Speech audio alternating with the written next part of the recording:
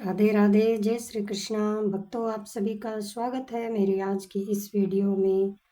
आप सभी के जीवन में माँ लक्ष्मी और भगवान विष्णु की कृपा सदा बरसती रहे।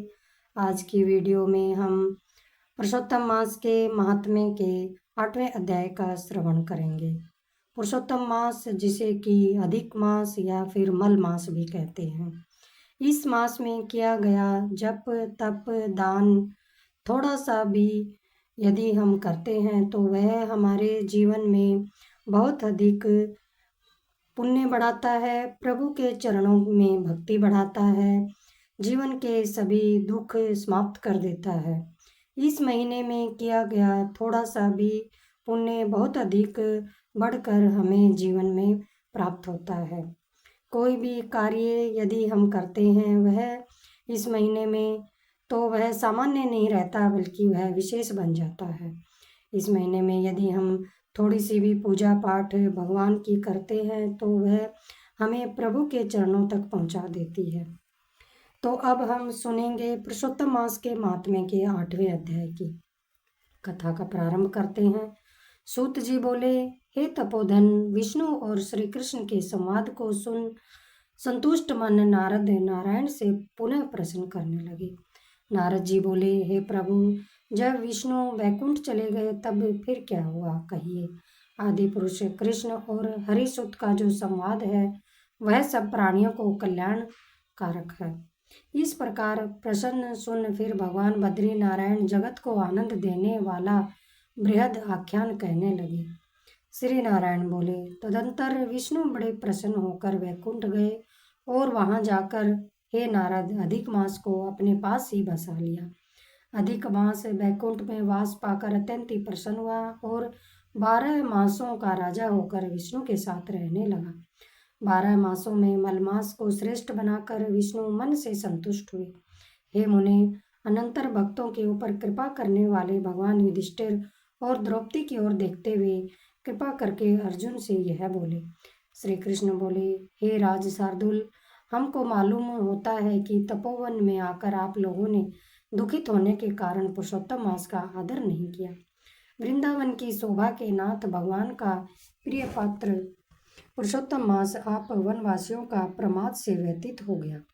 भीष्म, द्रोणाचार्य, कर्ण के भय से संत्रस्त मन आप सब लोगों ने भय और द्वेष से मुक्त होने के कारण प्राप्त पुरुषोत्तम मास का ध्यान नहीं किया।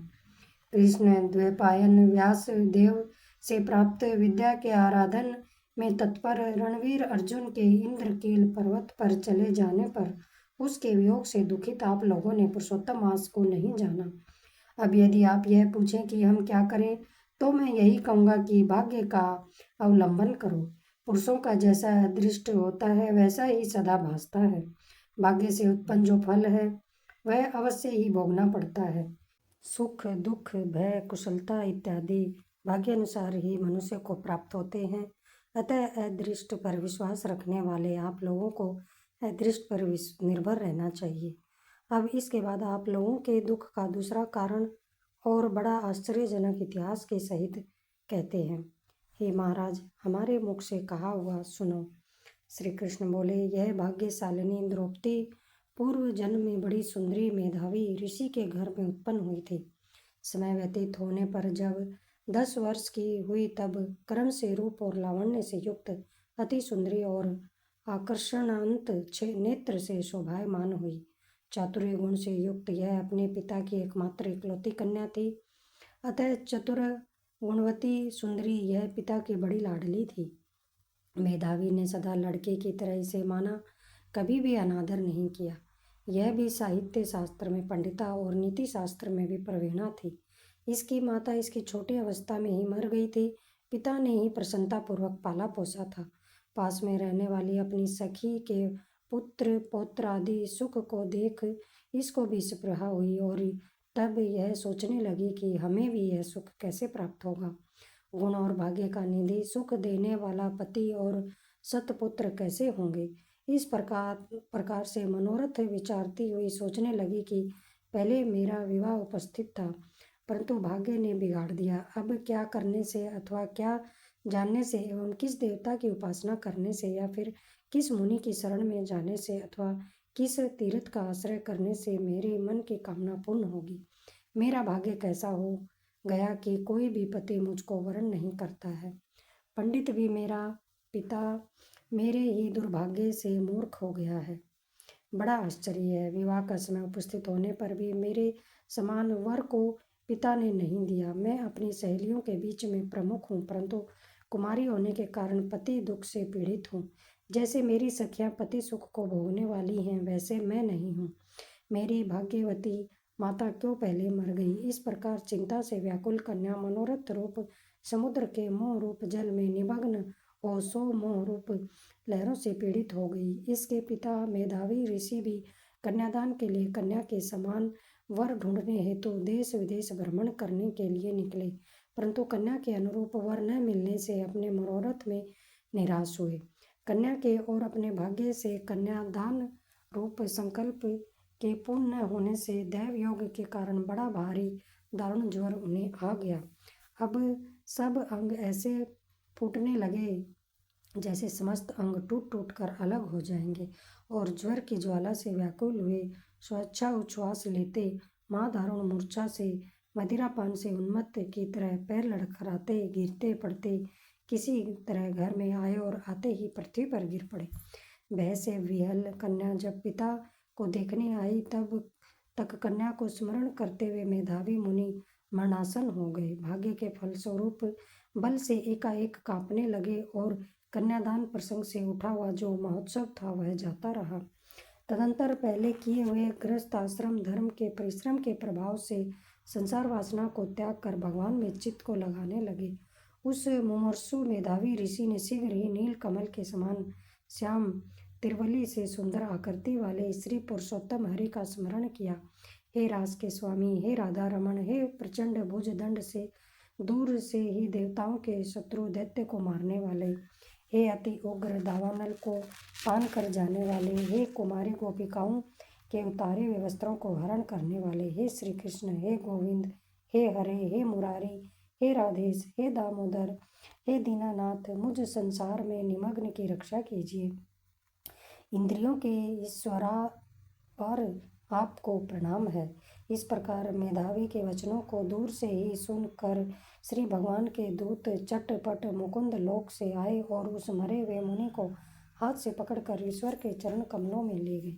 इस प्रकार अपने पिता के प्राणों को निकलता देखकर वह कन्या हाहाकार करने लगी, रोने लगी और पिता के शरीर को अपनी गोद में रखकर अति दुख से विलाप करने लगी। चील पक्षी की तरह बहुत देर तक विलाप करके अत्यंत दुख से विहल हुई और पिता को जीवित की तरह समझ कर बोली, बाला बोली, हाय हाय, हे पिता, हे कृपा सिंधु, हे अपनी कन्या को सुख देने वाले, मुझे आज किसके पास छोड़कर आप वैकुंठ सिधारे हैं। हे तात, पितृहीन मेरी रक्षा कौन करेगा। आज मेरे भाई बंधु माता आदि कोई भी नहीं है। हे तात, मेरे भोजन वस्त्र की चिंता कौन करेगा। कैसे मैं रहूंगी शून्य वेद ध्वनि रहित निर्जन वन की तरह आपके घर में। हे मुनि श्रेष्ठ, अब मैं मर जाऊंगी, ऐसी जीने में क्या रखा है। हे कन्या में प्रेम रखने वाले पिता, हे तात, विवाह विधि बिना किए ही आप कहाँ चले गए। हे तपोनिधे, अब यहाँ आइए और अमृत के समान मधुर भाषण कीजिए। क्यों आप चुप हो गए हैं। तात, बहुत देर से आप सोए हुए हैं, अब जागिए। ऐसा कहकर आंसू बहाती हुई घड़ी घड़ी कन्या विलाप करने लगी और पिता के मरने से दुखित हुई आर्ता चील पक्षी की तरह मुक्त कंठ से रोने लगी। उस लड़की का रोदन सुनकर उस वन में रहने वाले ब्राह्मण आपस में कहने लगे कि इस तपोवन में अत्यंत करुण शब्द से कौन रो रहा है। ऐसा कहकर सब तपस्वी चुप होकर यह मेधावी ऋषि की कन्या का शब्द ऐसा निश्चय करके घबराए हुए हाहाकार करते हुए मेधावी के घर में आए। वहां आकर सबने कन्या के गोद में मरे हुए मेधावी ऋषि को देखा और देखकर उस वन के रहने वाले सब मुनि भी रोने लगे। कन्या की गोद में शव को लेकर शिव मंदिर के पास शमशान पर गए। वहां काष्ठ की चिता लगाकर विधि से अंत्येष्टि कर्म कर उसका दाह किए। दाह के अनंतर कन्या को समझाकर सब ऋषि अपने अपने आश्रम गए। इधर कन्या भी धैर्य धारण करके यथाशक्ति क्रिया के लिए द्रव्य खर्च किया। इस प्रकार पिता की मरण क्रिया को करके कन्या इसी तपोवन में निवास करने लगी और पिता के मरण रूप दुख अग्नि से जली हुई रंभा की तरह व्यतीत होती हुई एवं बछड़े के मर जाने से जैसे गौ चिल्लाती है और खाती नहीं है, दुर्बल होती है, वैसे ही यह बाला भी दुखित हो गई। इस तरह से पुरुषोत्तम मास के 8वें अध्याय का समापन होता है। 9वें अध्याय का कल की वीडियो में हम श्रवण करेंगे। राधे राधे।